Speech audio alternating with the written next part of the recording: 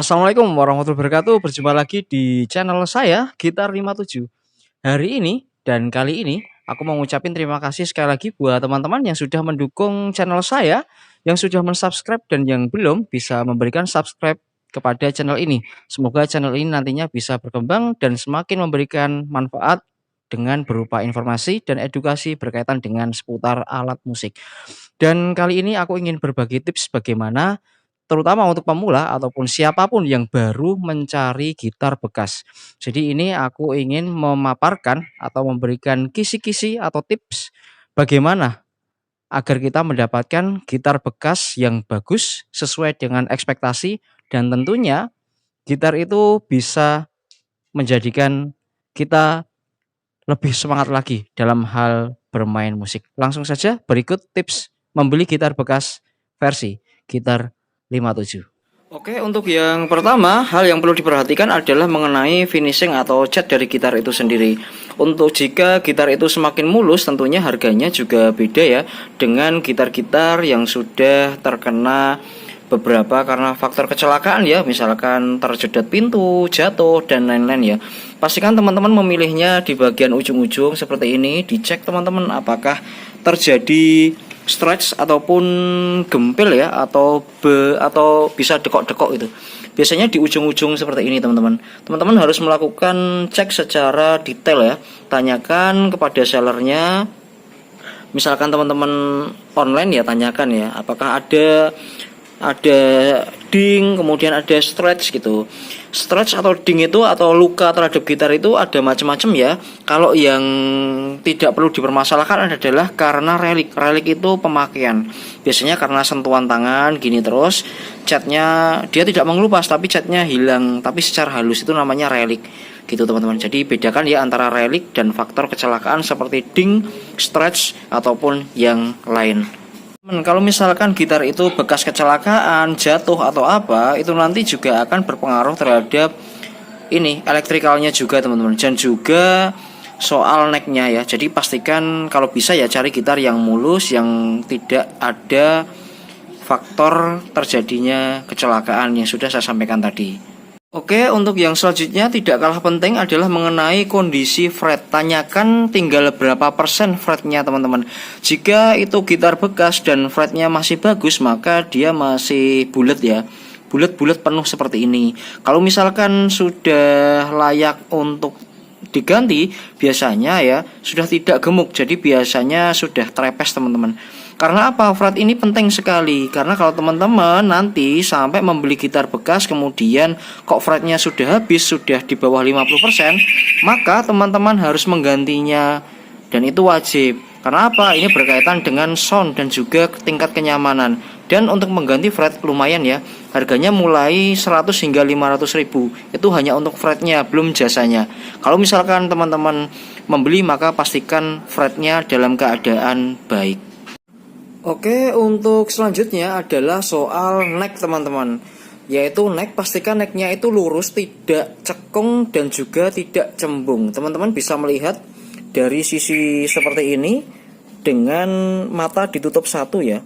Ini contoh fretnya, necknya tidak terjadi masalah ya. Terus kemudian neck itu bisa dilihat dari belakang juga apakah sudah ada sambungan atau tidak. Karena jika gitar itu pernah jatuh, biasanya nanti ada sebuah keretakan. Dan keretakan itu untuk beberapa orang yang dia ahli, retak itu bisa disambung dan juga didempul dengan sedemikian rapinya ya. Cuman itu tentunya akan berpengaruh terhadap nilai jualnya teman-teman. Untuk selanjutnya adalah teman-teman harus mengecek yang namanya truss rod-nya ya. Truss rod itu adalah besi yang ditanam di dalam neck ini ya. Di bawahnya yang namanya fingerboard atau papan kayu. Dia berada di tengah-tengah ya. Dan kalau ada dua macam gitar, kalau ini kan di truss rod-nya di sini. Ini dibuka kemudian diputar. Apakah masih bisa diputar ataukah sudah dol ya? Contohnya seperti ini. Kalau Solo King itu dia terlihat thrush rodnya ada di paling belakang. Nah ini masih bisa diputar atau tidak, masih bisa berfungsi atau tidak. Karena kalau thrush rodnya ini untuk gitar-gitar tua jarang disetting dan ini sudah mati, nggak bisa diputar, atau besi tengahnya ini mati, maka teman-teman nanti akan mengganti besi thrush rodnya yang ada di dalam ini, dan itu cukup lumayan harganya ya. Kemudian untuk selanjutnya berkaitan dengan electrical, teman-teman harus mengecek pick upnya, tanyakan atau dicoba apakah pick upnya ini bocor atau tidak. Ciri-ciri pick up bocor itu kalau dilihat di website itu sudah cukup banyak dipaparkan ya.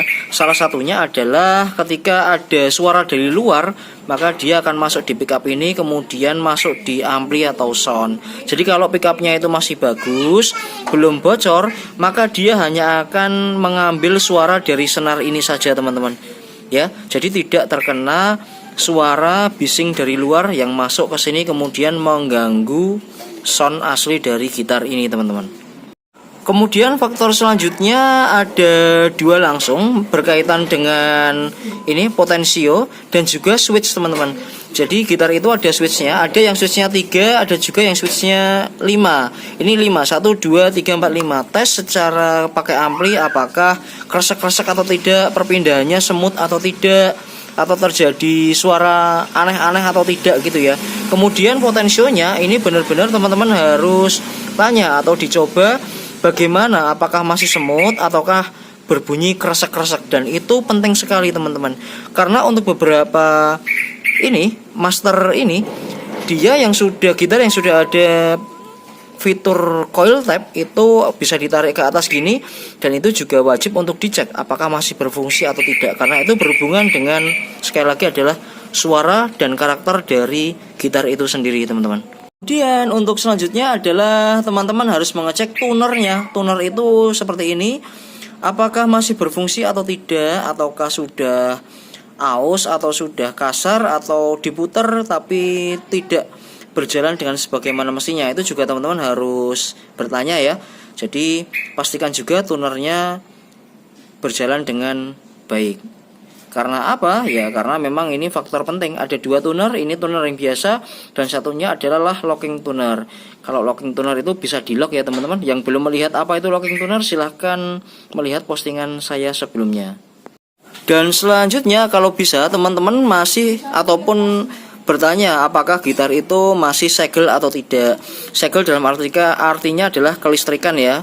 Apakah masih ori atau sudah diganti. Kalau diganti oleh yang ahli, insya Allah memang tidak akan terjadi masalah. Misalkan gitar itu pernah dilakukan upgrade.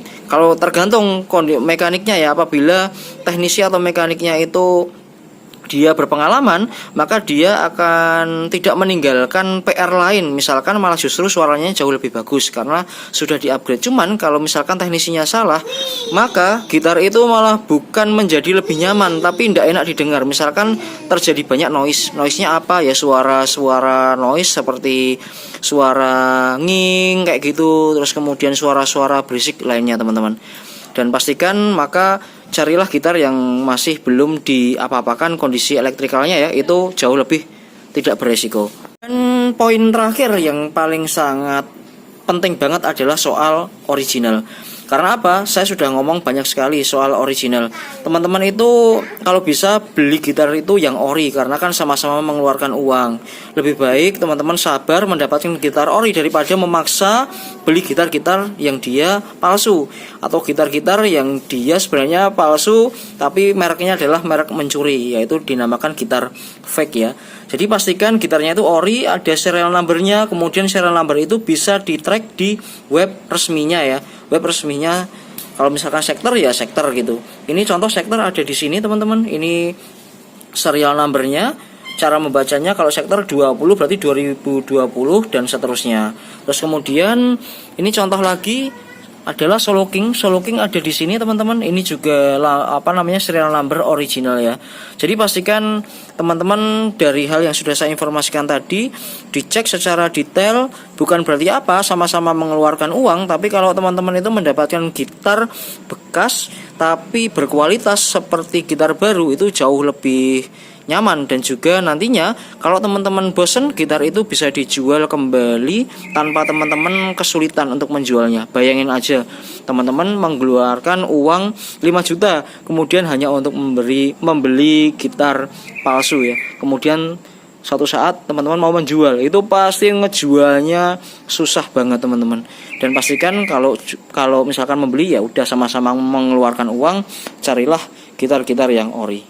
Oke, baik teman-teman, demikian yang bisa saya sampaikan. Semoga apa yang saya informasikan tadi semakin dapat menambah wawasan buat saya sendiri dan juga buat teman-teman dalam hal memilih gitar.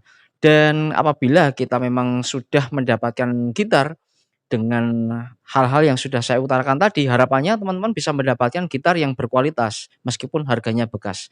Jadi pilihlah gitar dan sesuai dengan tipe dan juga sesuai dengan karakter teman-teman dan sesuai yang disukai teman-teman, bukan atas dasar apa yang setelah disukai oleh temannya teman-teman. Karena apa? Gitar itu ya yang memainkan kita sendiri. Kita membutuhkan sebuah karakter dan istilahnya apa ya?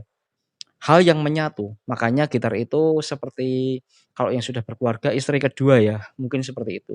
Oke, terima kasih. Jangan lupa untuk memberikan subscribe dan wassalamualaikum warahmatullahi wabarakatuh. Tetap maju untuk pergitaran Indonesia. Salam semangat dan sukses selalu. Salam.